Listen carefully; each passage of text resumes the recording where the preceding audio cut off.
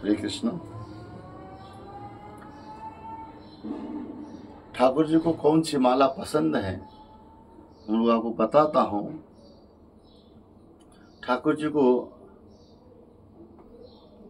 जब ठाकुर जी ने गौ चारण करने के जाते थे, माँ जसोदा ने ऐसा की माला बना करके देते थे कृष्ण को।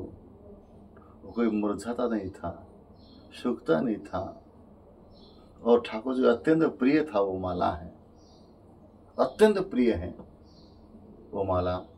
आप भी वो माला को सुनने के बाद आपका मन भी चाहेगा, आपका मन भी होगा अवश्य हमारे गोपाल जी को भी वही माला हम बना करके अवश्य पहनाएंगे। ये कोई फूल का माला नहीं है, आपको सुनाएंगे।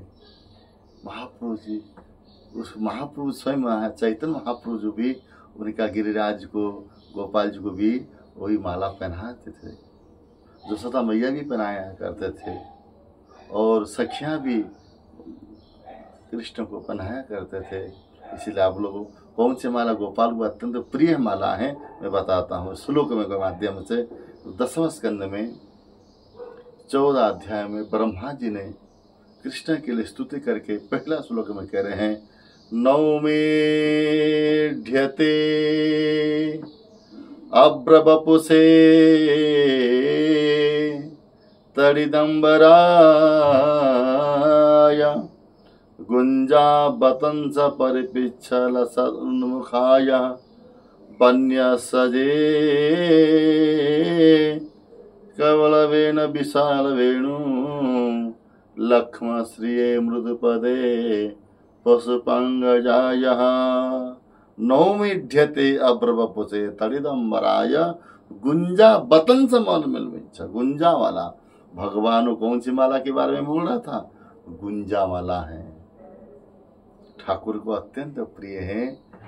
जो ठाकुर जी ने गाय चराने के लिए जाते थे गोचारण में जंगल में, उस समय मैया जसोदा ने जानते थे माँ ठाकुर जी को अत्यंत प्रिय माला पसंद है। तो माला तो हम फूलों की माला तो धारण कराएंगे तो मुरझा जाएगा। सारा दिन धूप में ठाकुर जी ने, तपती हुई धूप में ठाकुर जी ने, मेरे लाला ने जे गोचारण कराते हैं। इसीलिए माँ ने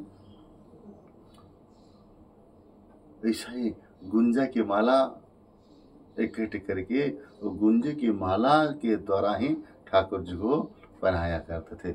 जो गुंजे की माला उसको कहते हैं, उसे काई चमाली कहते हैं, काई चमालिया कहते हैं। हमारा जगन्नाथपुरी में काई चमालिया मतलब काई माने गुंजा माला, उसको और हिंदी में कहते हैं गुंजा माला माने काई चमाला।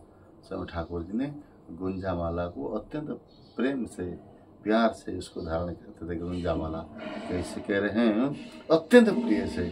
और कहते हैं ब्रह्मा जी ने कहा, हे प्रभु, हे ठाकुर जी, हे मेरे नाथ, हे गोविंद, आप तो मेरे पर नाराज हो गए हैं, मुझे गले में नहीं लगाओगे क्योंकि मेरी गलती हो गई है। आपके भक्तों को और आपके सखाओं को आपसे मैंने दूर कर दिया। कभी भी देखो ब्रह्म मोहन लीला में ब्रह्मा जी ने मोहित हो गए थे और भ्रमित हो गए थे, भगवान की महिमा को भूल गए थे।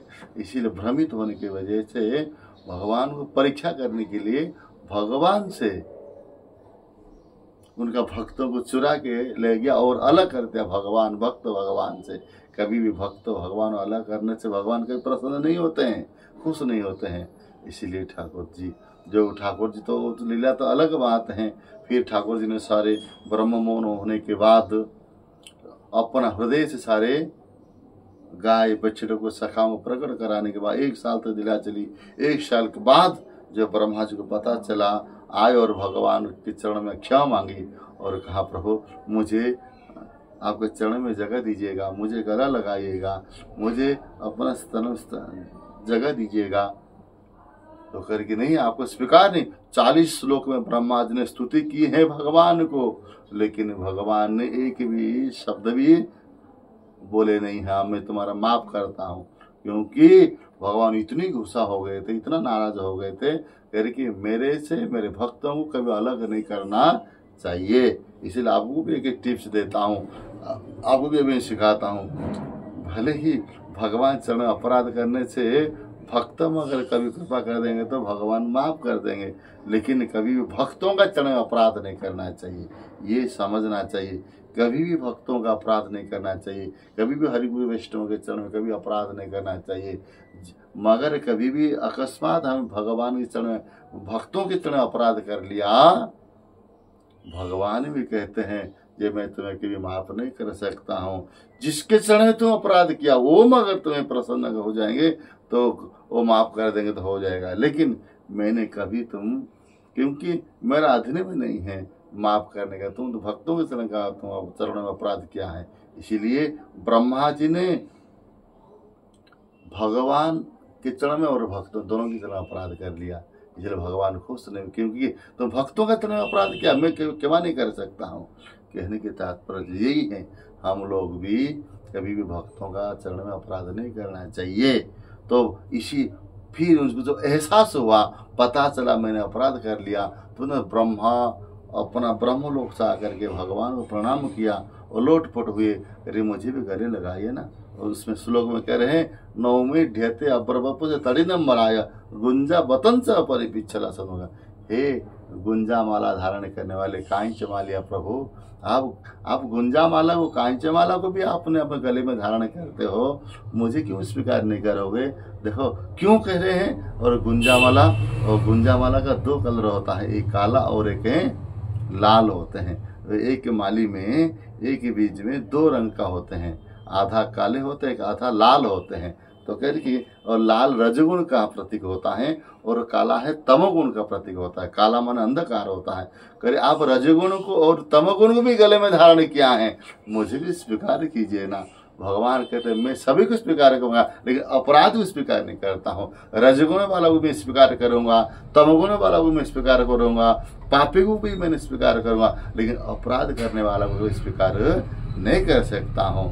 इसीलिए कहने का तात्पर्य है, आप गुंजा माला धारण करते हो और रजोगुण तमोगुण का प्रतीक है, फिर भी आप स्वीकार कर दो, क्योंकि वो आपके अपराध नहीं है। इसीलिए भगवान को गुंजा माला अत्यंत प्रिय होता है। वही गुंजा माला स्वयं चैतन्य महाप्रभु जब गिरिराज गोवर्धन को पूजा करते थे, उसमें गुंजा माला भी स्वयं महाप्रभु जी अपना गिरिराज को बड़े प्रेम से भाव से उसको पहनाया करते थे गुंजा माला। अभी भी वृंदावन धाम में, जो वृंदावन धाम में आओगे तो गिरिराज चैतन्य महाप्रभु जी वो गिरिराज शिला को जो पूजन करने वाले गिरिराज जी अपना खुद जो चैतन्य महाप्रभु जी गिरिराज को पूजा करते थे, वो गिरिराज अभी भी है वृंदावन धाम में। और गुंजा माला भी जो उसको धारण कर रहे थे वो गुंजा माला ही वृंदावन धाम में है। इसीलिए आप लोग जब वृंदावन धाम में आओगे अवश्य ये चीज दर्शन करना गुंजा माला, और अपना अपना गोपाल को अपना अपना ठाकुर जी को अवश्य कहीं से भी संग्रह करके वो कांचा माला या गुंजा माला पिरो करे माला धारण करना चाहिए। ठाकुर जी अत्यंत प्रसन्न होंगे, अत्यंत, क्योंकि हम तो पापी से पापी हैं और रजोगुणी स्वभाव हैं, तमोगुणी स्वभाव हैं। इसीलिए हम उस गुंजा वाले के माध्यम से अपना तमोगुण अपना रजोगुण को भी भगवान चरण में हम न्यौछावर कर देते, समर्पित कर देते, और ठाकुर जिस प्रकार अवश्य करेंगे। बोलो वृंदावन धाम की जय हो।